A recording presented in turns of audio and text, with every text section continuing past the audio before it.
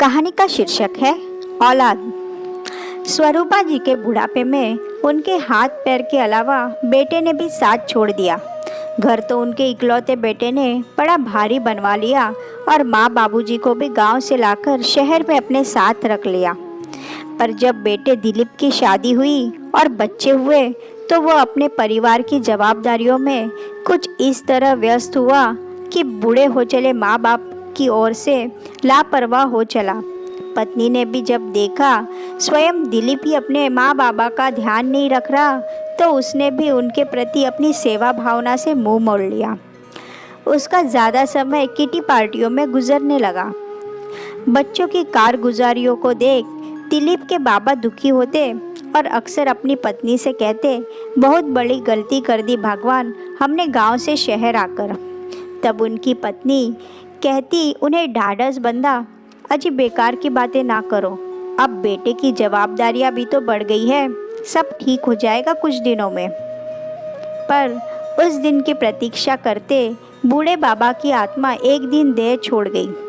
अब तो माँ के लिए और भी कठिन समय आ गया। पहले पति से बात कर समय काट लेती, अब अकेले क्या करे।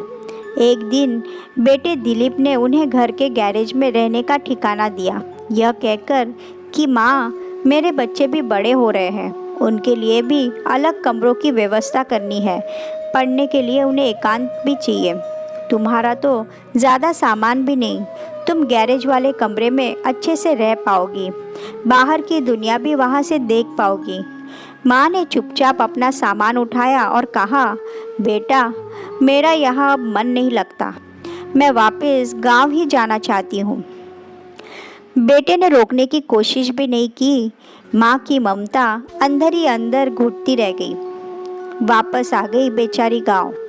बगल में रहने वाला रामचंद्र का बेटा रौनक आकर घर की सफाई करवा गया, साथ ही कह भी गया, काकी कोई ज़रूरत हो तो मुझसे कहने में ज़रा भी संकोच न करना।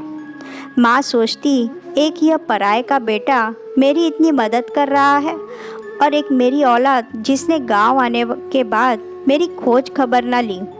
रौनक की पत्नी भी उनके पास आ जाती, कुछ अच्छा पकवान बनाती तो उन्हें दे भी जाती।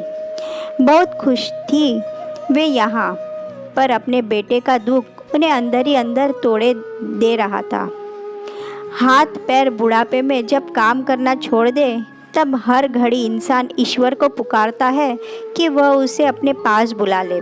आज उनकी भी ऊपर वाले ने सुन ली है, अंत समय नज़दीक है, डॉक्टर ने जवाब दे दिया है। रौनक अपनी पत्नी के साथ निस्वार्थ रात दिन उनकी सेवा में लगा है।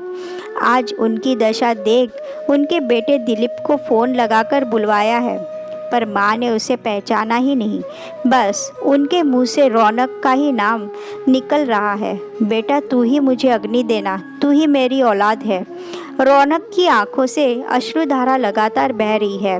उसके प्रेम स्नेह ने आज उसे इस वृद्धा का बेटा ही निरूपित कर दिया और सगा बेटा अपने कर्मों से अपनी ही माँ से कितना दूर हो गया।